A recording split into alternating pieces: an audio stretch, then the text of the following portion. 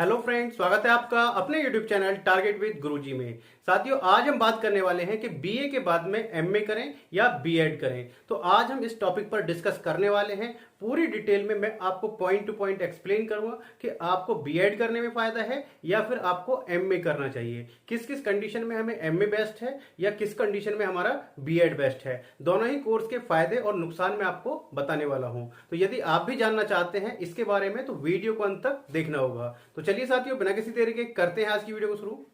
साथियों, वीडियो शुरू करने से पहले मैं आपसे कहूंगा, यदि आप इस चैनल पर नए हैं तो सबसे पहले चैनल को सब्सक्राइब कर लीजिए और बेल आइकन को प्रेस कर लीजिएगा, क्योंकि एजुकेशन से जुड़ी हुई कोई भी अपडेट होती है सबसे पहले मैं आप तक पहुंचाता हूं इस चैनल के माध्यम से।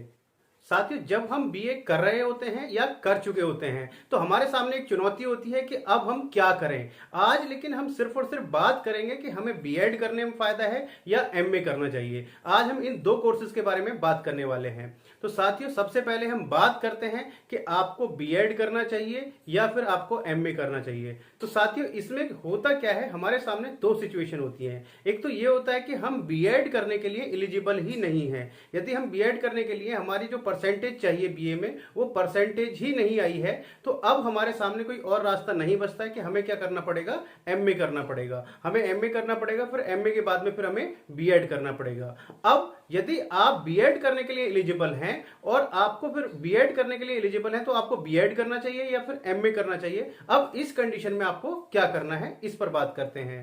साथियों, यदि आपका सपना है कि आपको टीचर बनना है, आपको टीचर बनना है 10th क्लास तक का, तो आप क्या करें, आप बीएड कर सकते हैं। आप बीएड कीजिए। बीएड करने के लिए जो एलिजिबिलिटी क्राइटेरिया होता है, आपने किसी भी सब्जेक्ट से ग्रेजुएशन किया हुआ होना चाहिए। यानी कि आपने बीए किया हुआ है तो आप बीएड कर सकते हैं और उसमें आपकी परसेंटेज 50% होना अनिवार्य है। यदि आप SC ST हैं तो आपको 5% की छूट मिल जाती है। तो ये होता है इसका एलिजिबिलिटी क्राइटेरिया। तो आप बीएड कर सकते हैं। बीएड करने के बाद में गवर्नमेंट में बहुत सारे ऑप्शंस होते हैं। गवर्नमेंट की वैकेंसी निकलती है, गवर्नमेंट में आप टीचर बन सकते हैं। यदि गवर्नमेंट में आपका नंबर नहीं आता है तो जो प्राइवेट के CBSE बोर्ड के, ICSE बोर्ड के या आपके स्टेट बोर्ड के जो स्कूल्स होते हैं उसमें आप टीचर बन सकते हैं। तो टीचर बनने के लिए, यदि आपको टीचर बनना है तो उसके लिए आपको क्या करना होगा, बीएड करना होगा। बीएड करने के बाद में फिर आपके जो स्टेट लेवल के एग्जाम होते हैं, जैसे आपका उत्तर प्रदेश में यूपी टेट होता है, जैसे उत्तराखंड में यू टेट होता है, तो इस तरीके से आपका रीट होता है आपका राजस्थान में। तो इस तरीके से आपके स्टेट के एग्जाम होते हैं। उसके बाद में आप एलिजिबल हो जाते हैं। यदि टीचर की वैकेंसी निकलती है तो आप गवर्नमेंट में टीचर लग जाते हैं। और इसके साथ साथ आपका जो सेंट्रल का एग्जाम होता है CTET का, वो भी आप एग्जाम दे सकते हैं बीएड करने के बाद में। उसके बाद में आप जो भी वैकेंसी निकलती है सेंट्रल में, तो वो उसमें आप टीचर बन जाते हैं। तो आपका जो इसमें और भी बहुत सारे प्रोसेस होते हैं, जैसे आपका यूपी टेट में अगर हम बात करें तो यूपी टेट के बाद में यूपी टेट दे दिया आपके बाद में, उसके बाद में सुपर टेट होता है। उसके बाद में भी आपका ऐसा कंफर्म नहीं होता है कि आपने यदि यूपी टेट क्लियर कर लिया है तो आप गवर्नमेंट टीचर बन गए हैं। उसमें होता यह है कि जब वैकेंसी निकलती है उसमें फिर मेरिट लगती है। यदि आपके मार्क्स उसमें आ जाते हैं, उस कैटेगरी में आप आ जाते हैं, तो फिर आप गवर्नमेंट टीचर बन जाते हैं। अब बात करें साथियों एमए की। साथियों, यदि आपका सपना है कि आप यूनिवर्सिटी या कॉलेज में प्रोफेसर बने तो उसके लिए आपको क्या करना होगा, उसके लिए आपको करना होगा एमए। आपको क्या करना होगा, बीए के बाद में आप अपना एमए कीजिए। एमए के साथ साथ जब आपका एमए फाइनल ईयर हो उसके बाद में आप यूजीसी नेट का एग्जाम होता है, उस नेट का एग्जाम का फॉर्म फिल करना है। यदि आप अपना नेट का एग्जाम क्लियर कर लेते हैं तो आप एलिजिबल हो जाते हैं किसी भी कॉलेज या यूनिवर्सिटी में एज असिस्टेंट प्रोफेसर काम करने के लिए। उसके बाद में आप अपना पीएचडी में भी एडमिशन ले सकते हैं। यदि आपका यूजीसी नेट का एग्जाम क्लियर हो जाता है तो आप एलिजिबल हो जाते हैं जो आपकी स्टेट गवर्नमेंट यूनिवर्सिटी होती है या सेंट्रल गवर्नमेंट यूनिवर्सिटी होती है, वहां से आप फिर पीएचडी कर सकते हैं। तो पीएचडी के लिए भी आप एलिजिबल हो जाते हैं एमए करने के बाद में। और यदि आप यूजीसी नेट में अच्छा स्कोर करते हैं, टॉप रैंक में आ जाते हैं, तो आपको जेआरएफ मिल जाता है, यानी कि जूनियर रिसर्च फेलोशिप मिल जाती है। जब आप पीएचडी में एडमिशन लेते हैं तो उसमें आपको फेलोशिप मिल जाती है, यानी कि स्कॉलरशिप मिल जाती है पीएचडी करने के लिए। और अच्छी खासी स्कॉलरशिप मिलती है। पर मंथ आपको लगभग 30,000 से 35,000 रुपए पर मंथ आपको मिल जाते हैं। तो यानी कि जो आपकी पीएचडी है एक तरीके से पीएचडी हो जाती है फ्री में, यदि आप यूजीसी नेट का एग्जाम अच्छे से क्लियर कर लेते हैं। अब बात करते हैं दोनों में डिफरेंस की कि बीएड में और एमए में क्या डिफरेंस होता है। तो साथियों, सबसे पहला जो डिफरेंस होता है वो यही डिफरेंस होता है कि जो हमारा बीएड है, बीएड हमारा पोस्ट ग्रेजुएशन में नहीं आता है, यानी कि हमारा ये यूजी में ही आता है, पोस्ट ग्रेजुएशन में नहीं कहलाएगा, यानी कि आप मास्टर नहीं कहलाएंगे, मास्टर डिग्री आपके पास में नहीं होगी यदि आप ग्रेजुएशन के बाद बीएड भी कर लेते हैं। अब यदि हम एमए की बात करें तो एमए क्या है, हमारी मास्टर डिग्री है, यानी कि यदि आपने बीए के बाद में एमए कर लिया है तो आप क्या कहलाएंगे, एज अ मास्टर डिग्री आपके पास में होगी, यानी कि आप एज अ पोस्ट ग्रेजुएट कहलाएंगे।